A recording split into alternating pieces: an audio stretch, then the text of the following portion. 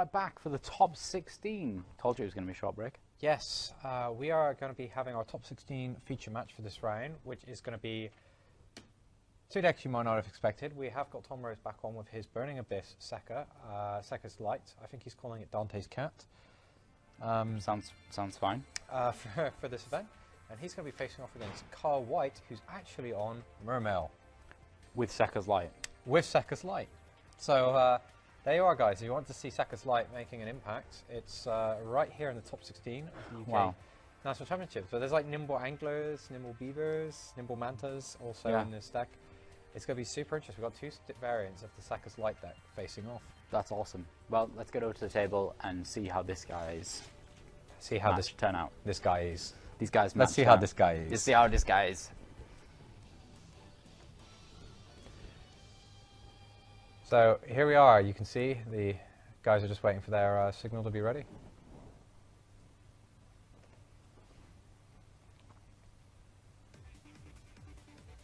And then we'll get straight into it.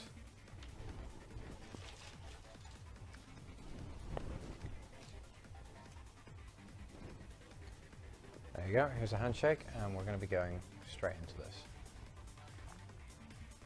So I wonder who... okay. Tom starts with Sekka's Light. Draw a second. Yeah. Sekka's Light. Drawn Draw. Lockbird. That's fine. I don't think he has anything else to draw so much. There's things like Scarm and other artifacts that could matter. I think of... I can't remember the ruling on how... Does it say end of turn or end phase? Drawn Lockbird. I don't think it matters. Anyway. There's a cool ruling where you can like force your opponent to resolve their draw Lockbird first, and then you would be able to activate the Scarm. Ah, I see. It was the ruling came up when Light Swan mirror matches happened. Like Light Swan and Effect Veiler, you could force your opponent's Effect Veiler to resolve first, then your Light Swan effect would happen afterwards. And Tom actually hits a graph. Dante hits graph. That's pretty fortunate. That's graph is probably one of the most powerful on set, and is also detaching the Fiendish Warrior Rhino, which cannot send Diablos Darkest Diablos Lord of the Lair to the graveyard. Just for record, it cannot do that.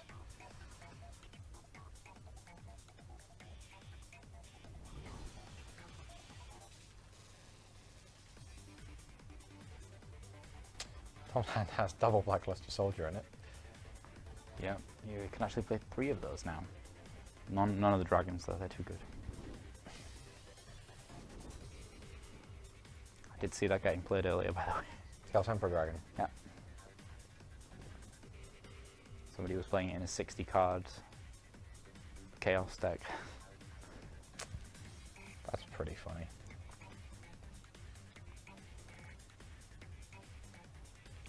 See, sir?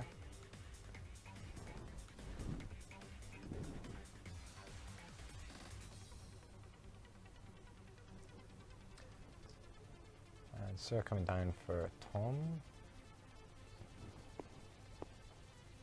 Just now going to send those away for a Link Summon.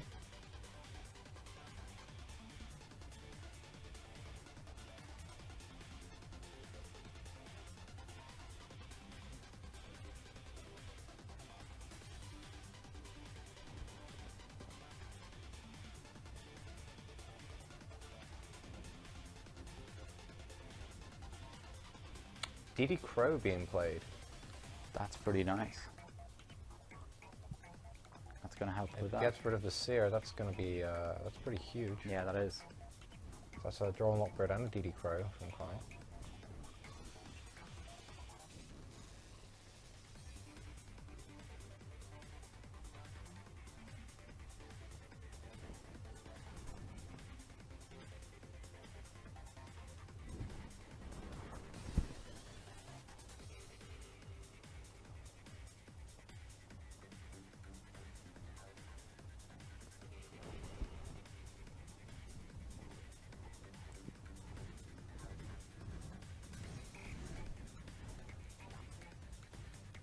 Gallus, the Starred Beast, is going to be summoned.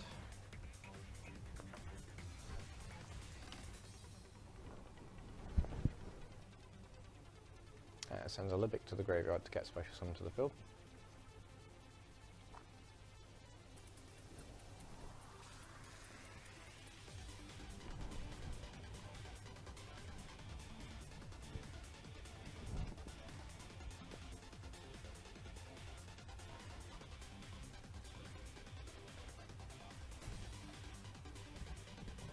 Deco Talker coming up.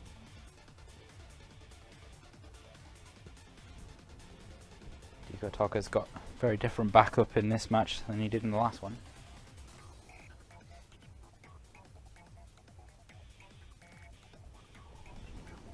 It was Castante's being sent to the graveyard. Burning Abyss monster being added back to Tom's hand.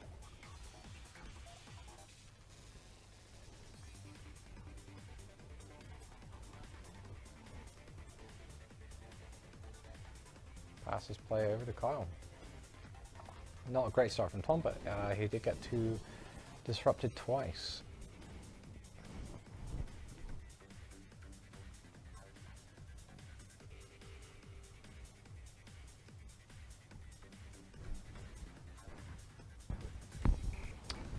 And we are going to see the start of the Mermail shenanigans. Neptibus, the Atlantean Prince, being the first card, sending Atlantean Dragoons to the graveyard. And then that's going to allow Carl to do some searching.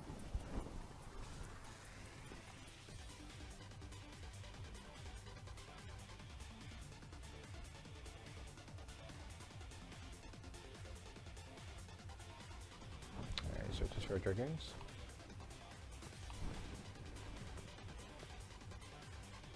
And also adds Moon Glacier to his hand.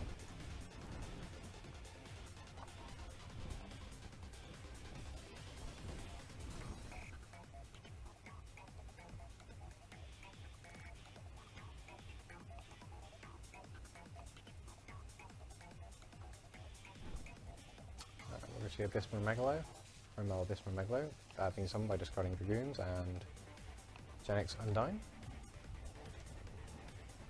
That is going to trigger the Atlantean Dragoons.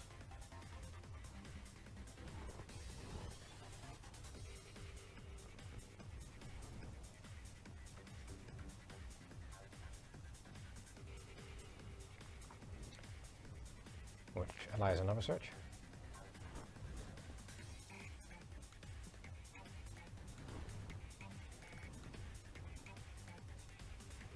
And that is another Neptibus.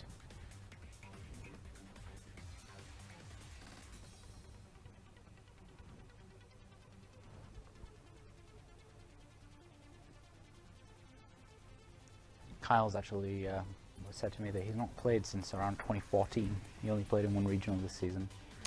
So probably been playing Mermail ever since. Then he's had a pretty good run, right? Yeah, just like Burning Abyss, in fact. If you had either of those decks. Just getting in our time machine. Yeah. And Neptibus being tributed to allow Mermail to attack twice this turn. Yep. And Neptibus's other effect gets activated, which allows you to special summon Dragoons. Yeah. Dragoons is always nice.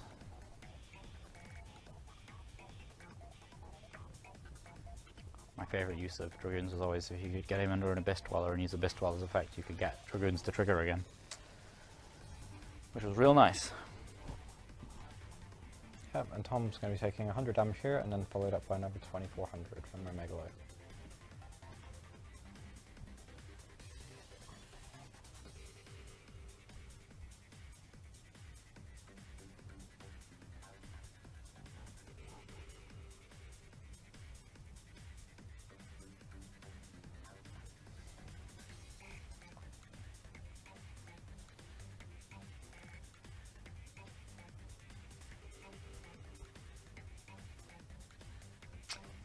And we're going to see a Link Summon for probably Mr. Boy.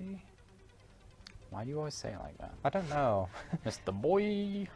He's actually a gentleman, so I shouldn't be saying it. And then we're going to see Moon Glacier. Miss Starboy. I say old chap. Card number 4. So, card number 5. Number 6. Number 6. Number 2. there we go. How was the third card in number 2? Anyway. How the player's count is different to us. It exists in a different plane of existence. Kyle White reading Elefun. But Kyle had two hand traps and was still able to put all this together. Seems legit.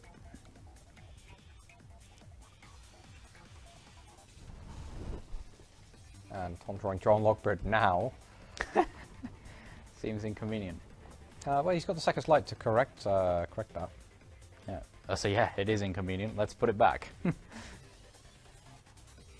like, that's not the draw I was looking for, so let's go fish. Kyle yet to see any of his Second's Lights. It's a draw and Lockbird again. Oh wow, that's highly ironic.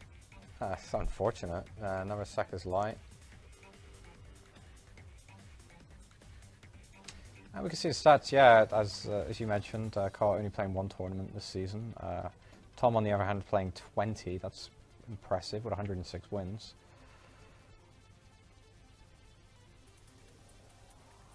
Danish Warrior Rhino being summoned alongside his Calib, is it? Calcab. Calcab. Calcab's one of the fewer, lesser known Benny-West monsters. Calcab, Lybic, and Barbar. Barbar's fairly well used when in the later stages of Burning Abyss, when they got Fiendish Rhino Warrior, but until then it wasn't really all that used. I think there's one more that's got something to do with the ritual, but I can't remember. I don't think Tom's playing it. It's never seen play, I don't think. Let's see where Tom decides to go here. Big drawback with Moon Glacier is that if it's removed from the field, it's that Kyle gets his next battle phase skipped, which is very inconvenient. Speaking of Barbar, Which the Blackluster Soldier is very capable of doing. Double Blackluster Soldier, in fact, but I don't know if he's got enough lights. There's a Dante. Just one Dante is there, and then Blackluster Soldier. well, Elephant is probably light as well, actually. Now that I think about it, Elephant possibly light, maybe wind, but can't remember.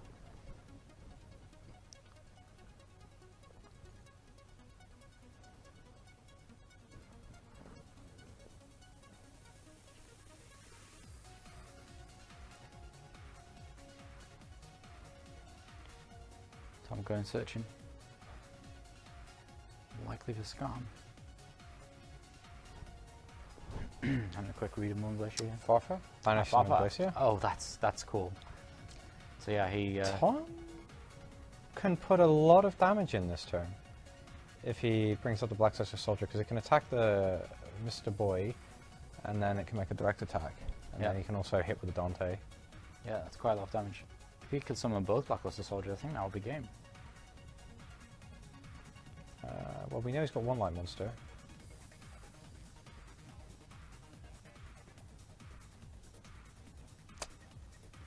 This takes me back. Blackluster Soldier. If you ever need anything sorting out, generally he's the one. Bearing in mind, Carl's already taken damage. Yeah, good point. It's actually, I think that's... No, he's 1,000 short. Oh no, Dante boosted himself this turn. Yeah, he's 2,500 right now. Oh yeah, no, I was factoring that. So there's 5,500 plus however much the Blackluster Soldier gets. Yeah, over actually, yeah, that should be game. 1,100 over the Mr. Boy. Yeah, that's 100 over, in fact. Wow. Okay, Blackluster Soldier, he's back. And he's doing his thing. Farfa coming along and taking away the Moon Glacier on a little adventure, and then while he was gone, Tom Rose runs away with the game. Is Moon Glacier a male? Okay, it takes it away. My apologies. I don't know. I always figured Moonglacier to be a female fish, but it's hard to say. It's a giant elemental lord. It's water incarnate. Okay, I thought it was a fish. Benko Sekka. Probably getting sided out in this game.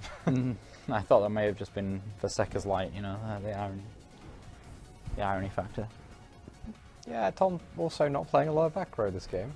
No, just 3 back rows actually, and most of them only last for a few seconds. Sekka's light is so good. I was actually really sad when it came out because no one picked it up to play it. That was game 1.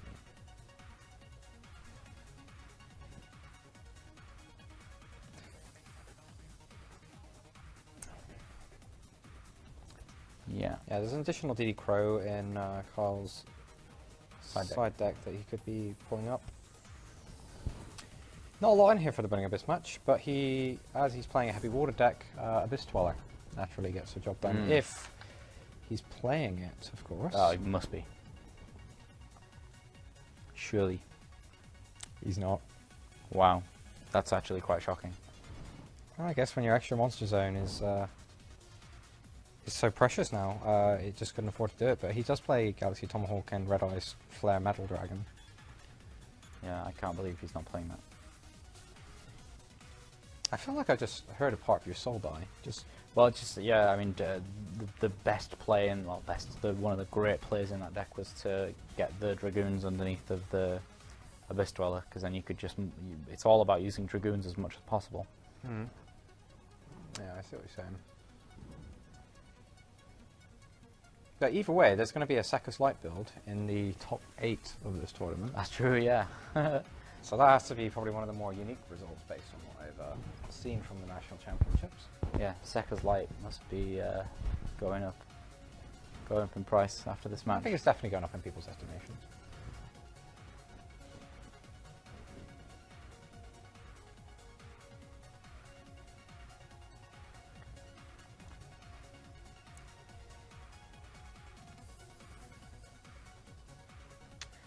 "23 minutes left on the clock."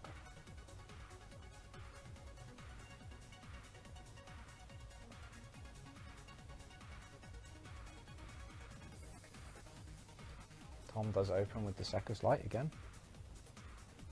That's always pretty strong.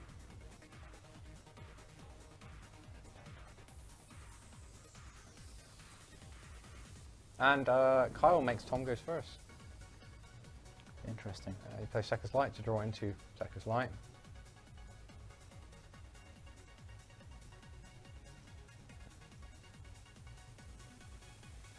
Fairytale Snow getting sent back to the deck. Yeah, don't need that yet. Yeah, Tom did start with things right away. And we do see that Kyle also started with a Sekka's Light. It's Ash Blossom and Draw Lock Bird available for Tom. Nimble Angler as well for Kyle White.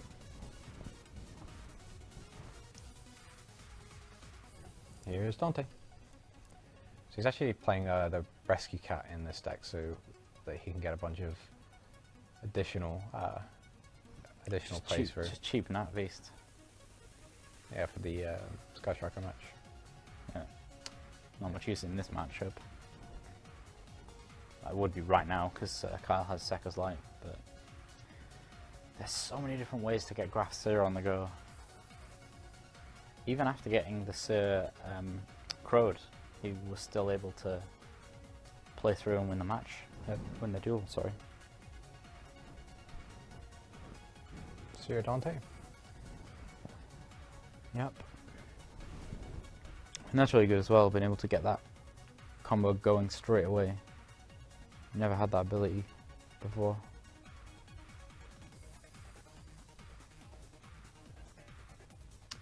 And there's a Mermaid. Discarding Seer to special summon Beatrice, Lady of the Eternal. Yeah.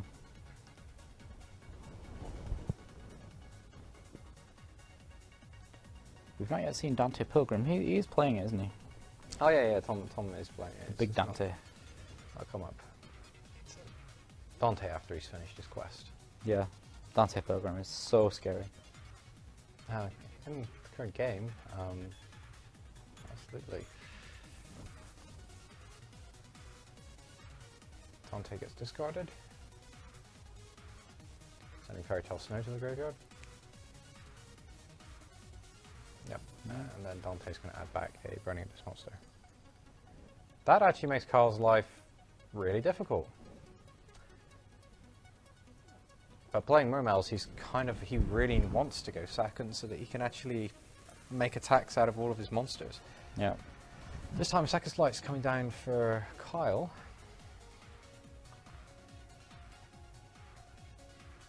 And then Drawn Lockbird being used this time against Kyle. Just exactly like last game. It's just a reverse. And Tom has a Mermaid and a Beatrice. Beatrice is super scary. Beatrice is really good. She allows a lot of crazy combos. Because you can send any card from your deck to the graveyard. It's the same as like Curious Lightsworn. Like you can go up to Griffin, set that card immediately. Yeah. It's really fascinating to see that Thomas Rose has been able to play Burning Abyss once again.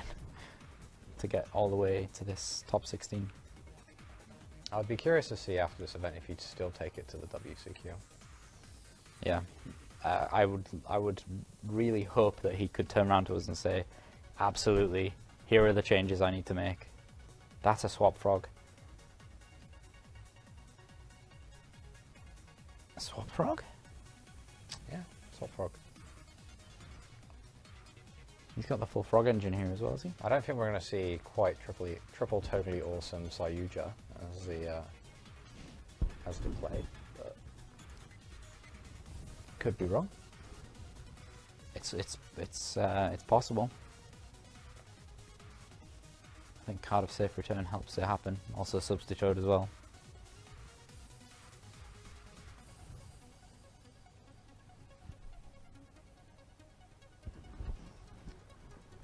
So I'm here trying to figure out if he wants to trigger the Fairy Tale Snow right now.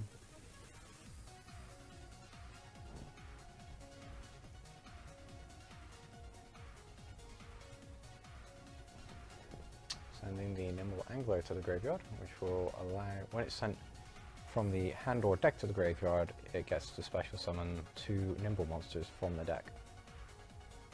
It's pretty strong.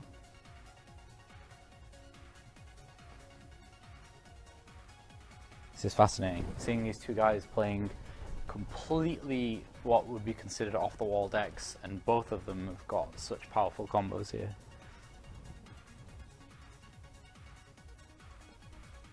They must have confused their opponents all the way to the top cut here.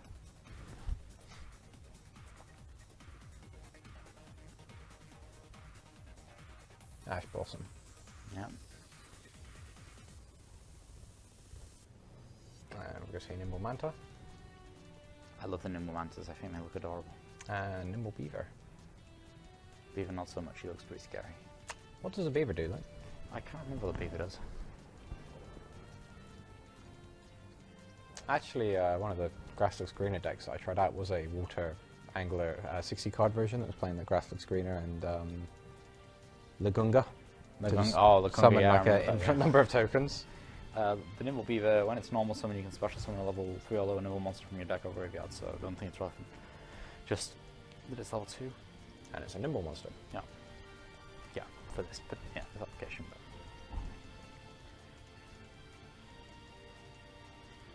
And folks coming back again.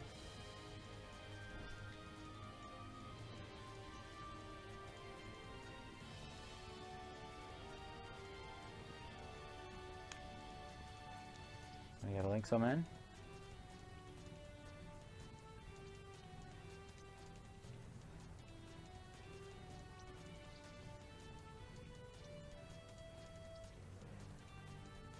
Nightmare Service.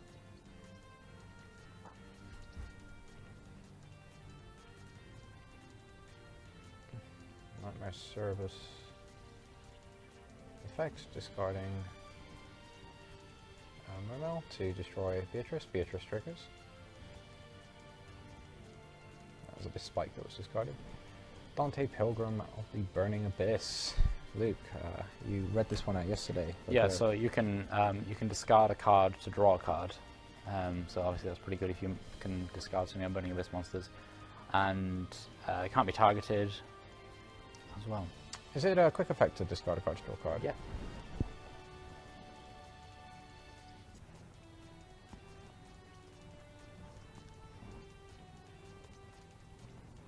Yeah, so it can't be targeted. You can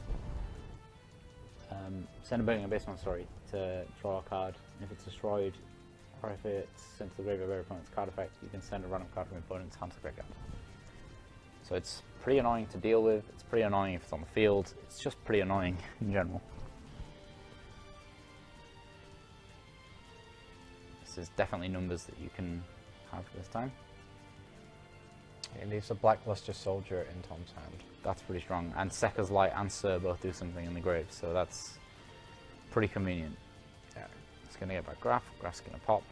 And then he's going to go and probably get Farfa. Farfa's going to pop itself as well, and then get rid of the Moon Glacier. Just a guess. Yeah, I think Carl's just inquiring, why is it destroyed? Because you control Burning Abyss monster, and it's like, actually I control Mermail as well. And there's Farfa. Farfa takes out the Moon Glacier.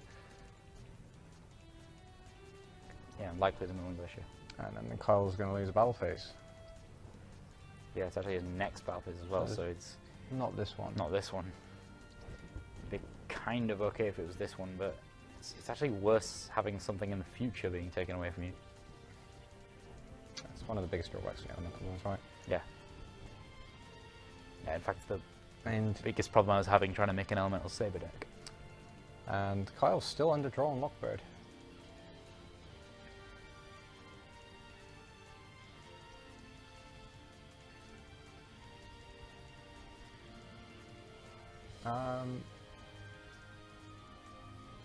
Yes, he's used the frog twice, right?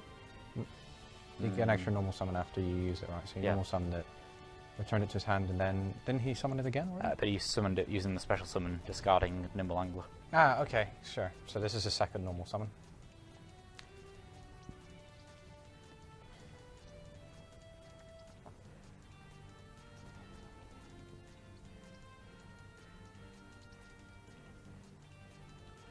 Frog summon.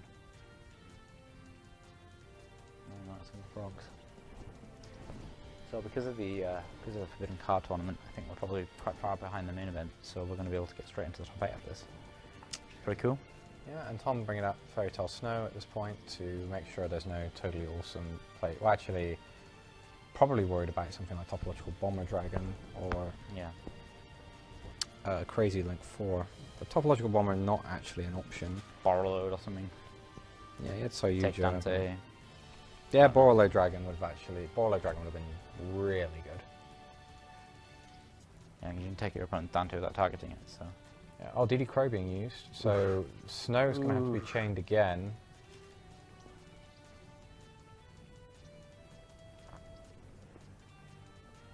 Is that everything?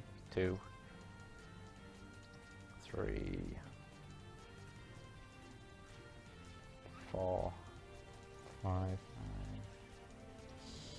6, 7. 7. He's making sure that Blackluster Soldier is definitely live. Yeah, well. Yeah, it's not right now, but yeah, if Fairy Tale Snow gets put back to the graveyard, then it will be. Yeah, well, Dante Pilgrim of the Burning Abyss is a light monster as well. Yeah, yeah, also. Right, I thought he would have left a Dante in there because he's struggling more for light monsters than dark monsters. He controls 2 light monsters. Well, I guess, so yeah, okay, I guess if using the 2 that he has, just in general in his deck, he has more dark monsters. Like if he draws any Burning Abyss, he can discard it with Unicorn. Dante. Cannot. It shuffles away can't be targeted. Whoops. Shuffles away the Fairy Tale Snow. Yeah. Dante showing his powers there. Wards off nightmares. Yeah, absolutely. With his dreamy hair.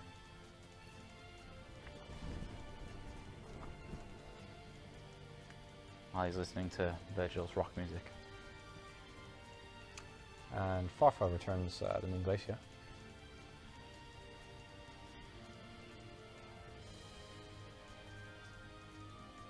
Okay. So Dante's effect, discard Farfa. Oh. Card.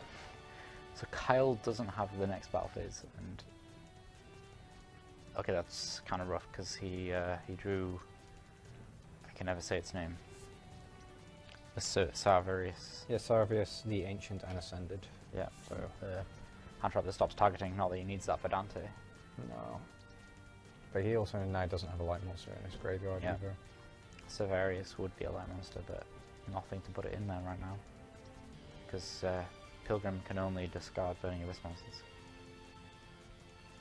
And Tom's forced to banish the Sacrifice Light to make sure that DD Crow didn't completely take him out. Yeah.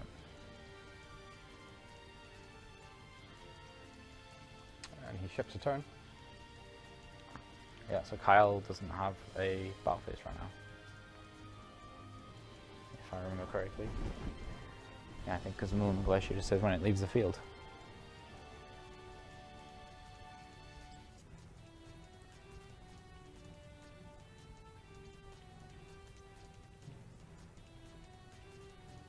Tom currently praying to a lot of Yu-Gi-Oh!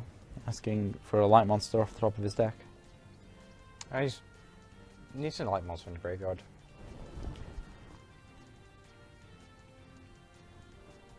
Sacrifice Light being banished, replace that one card. It's drawn Lockbird. Drawn Lockbird's not much use right now. Not much drawing to be had. I don't think Kyle really has anything that he can draw this turn that's going to help a lot, because he's not got a battle phase. Passes back to Tom. Tom draws its Fiendish Rhino Warrior, that's nice. You can get some plays going with Fiendish Rhino Warrior. Actually, no, you only get one graph on Sir, don't you now? Yeah. So no, he's not going to be able to do anything here. May have to just use Fiendish Rhino Warrior to send Farfa. Or potentially link summon, yeah. And that gives him his light in the graveyard. Yep. Cerberus. Not using Cerberus. Oh yeah, you can use Cerberus effect to take out the Moon Glacier. Yep. And that's going to skip another battle phase from Kyle. Yeah, and the Fiendish Rhino Warrior is going to trigger as well. So he can use a Farfa to...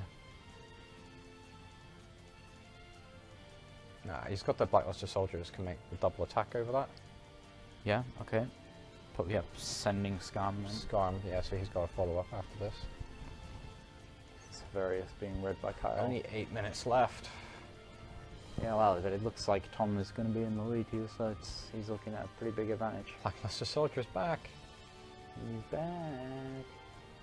It also makes it so he's got another Light and Dark in the graveyard with Severius, so he could top deck another Blackluster Soldier. Just yeah, it gives Tom the largest number of open top decks. Open avenues. Yeah.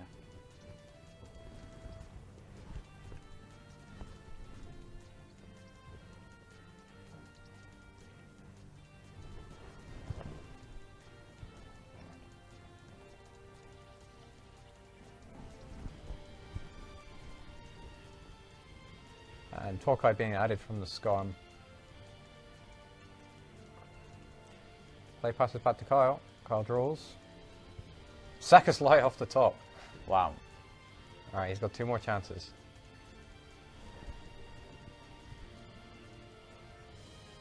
He's got an Neptibus there as well. This could be what he needed to Obistius. bring it back. And Dragoons. And Dragoons, what? That's good. That's That good. is real good.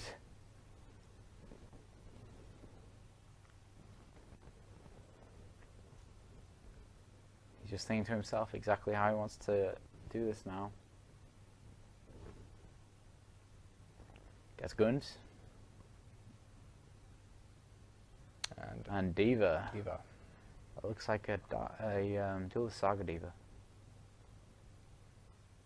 There's Deep Sea Diva. Oh, so good. We may see Trishula. We already established Trishula's not in the extra deck. No, we established that last game. But What? if you want to break my heart again, then that's fine. What? My bad, Luke. I'm sorry, but I feel like you just have to be told the truth. That's alright. So, Neptibus. The Dragoon's going to go, so that was... Teus went and got the... Wow, that's a lot of yeah, cards. I'm losing my mind. So, Dragoon's going to search the Atlantean. And then Neptibus able to get the Mermail. I think. I never played Might Mermail. be able to set up an OTK here if he can get through the Blackbuster Soldier. Yeah. Oh wait, he doesn't get a battle phase. Yes, that is true. Glacier was destroyed. Yeah. I'm wondering if he remembers this, because we forgot. I was getting excited by the Sakka's Light, but... Yeah, he can pop a card with heavy infantry and Gund as well.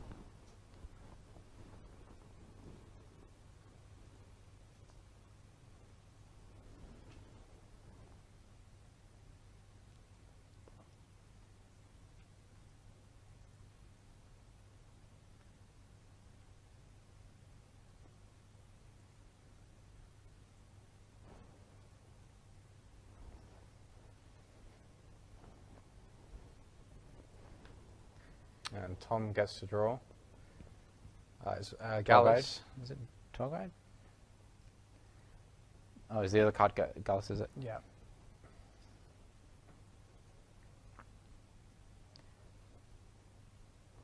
Fiendish Warrior Rhino.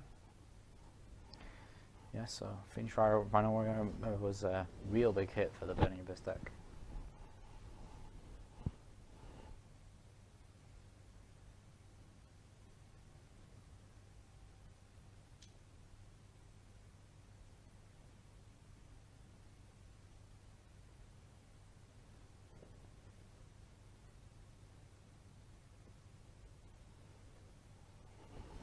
Yep, so I've just been told we have the last table, so... And we're going straight into the top 8 after this. Yeah, well, we'll have to... Yeah, we'll have a very, quickly. very short turnaround. Ghost Ogre and Snow Rabbit. Dealing 600 damage.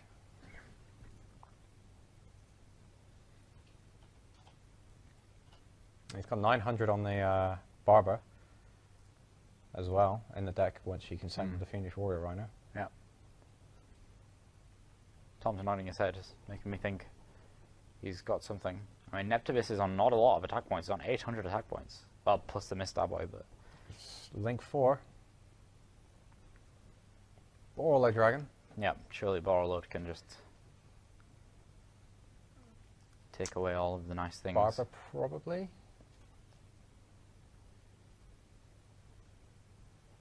How many Burning Abyss? Yeah, he's got enough Burning Abyss in there.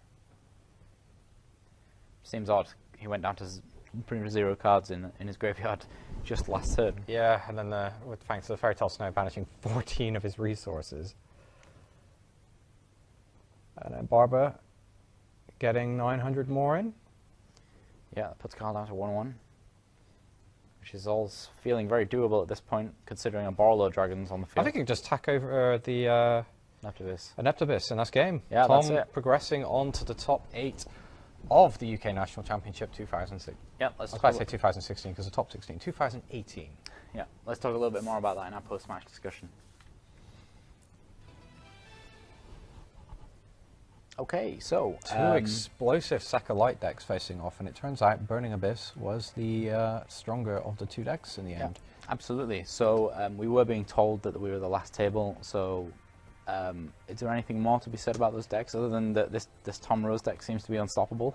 No, actually, I really liked Kyle's deck. I felt like Tom played around the Moon Glacier so well, because what would have been crippling, being able to just keep stealing his opponent's battle phase, gave him just enough time to get up to his Blackluster Soldier. And even when the absolute worst thing that could have happened, Sakka's Light, happened, he was able to keep playing because his opponent just wasn't allowed to have a battle phase because of his own Moon Glacier effect. Yeah, absolutely. Very well played. Yeah, really. But I think both players could tell that, you could tell that they really knew those decks quite well at this point. Oh yeah, if you're going this deep into the tournament with this kind of list, yeah, you've definitely put the time into this. Yeah, absolutely. So we're going to be right back with the top 8, so we'll see you guys soon.